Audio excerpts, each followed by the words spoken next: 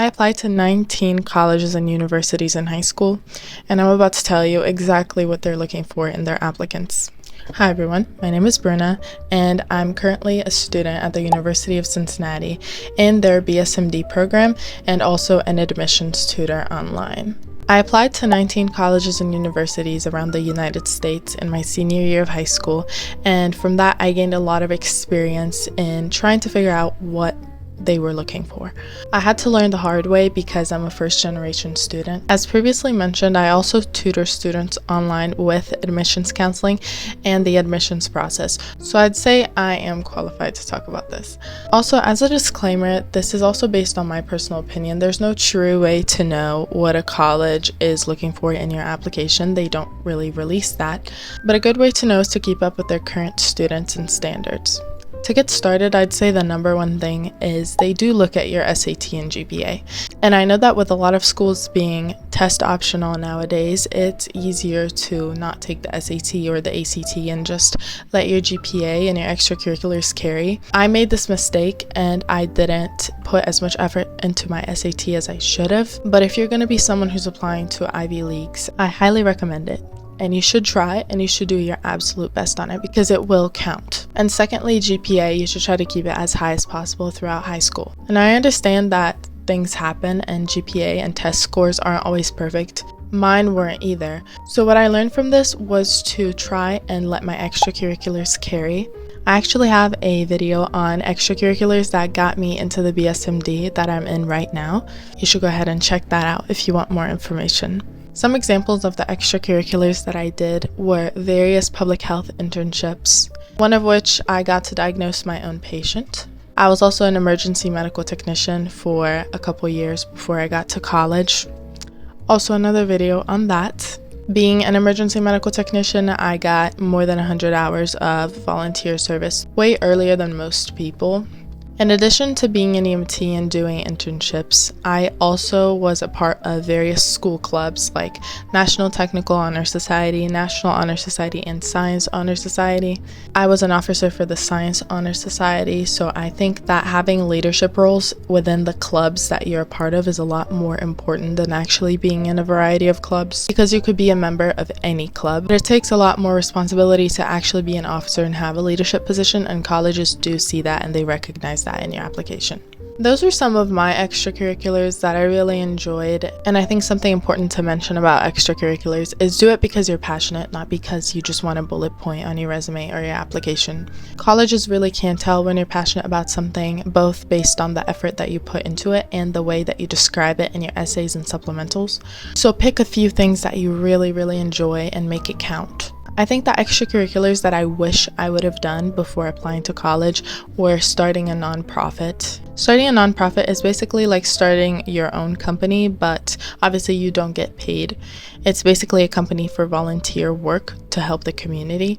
Nonprofits usually pick a struggle in their community and try to fix it through partnerships with other nonprofits or through their own volunteers, or both. This is a lot of work and not everyone has access to resources to make this happen. However, if I were a high school student that was aiming to get into competitive universities, I would aim to make it happen. Because this is something unique and because you have to put so much work into it.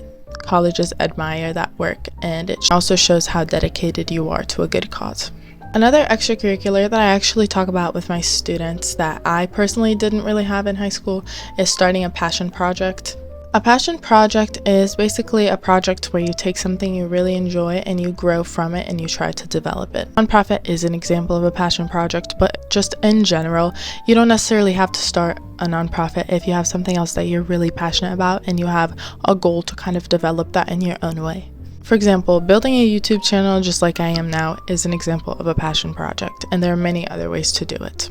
Overall, just look for extracurriculars that show your leadership and show your dedication. There's nothing colleges love more than a good leader. They want their students to be leaders, so that's what they're looking for. And lastly, one more thing about extracurriculars is that yes, they are very important, but if I could go back, I would actually put more emphasis on my grades, and obviously school comes first. So make sure that even with extracurriculars, you're able to keep up with your schoolwork and you're able to keep up with your grades and your GPA. The last thing that I noticed after having to write 50 pages of college essays, I actually noticed a trend with the schools I got accepted into and the ones I didn't.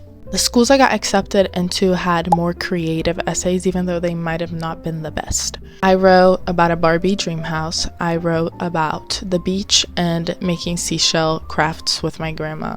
I wrote about things very unique to me, and those stood out a lot more. You can pick the most random thing ever.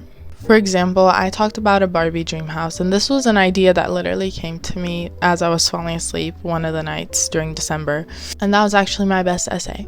And it was one of the essays that got me into an honors program at a different school. So please, be creative with your essays. That was the one thing I regret not doing the most. I wish I would have taken a little bit more time to brainstorm something a little bit more creative and unique to me.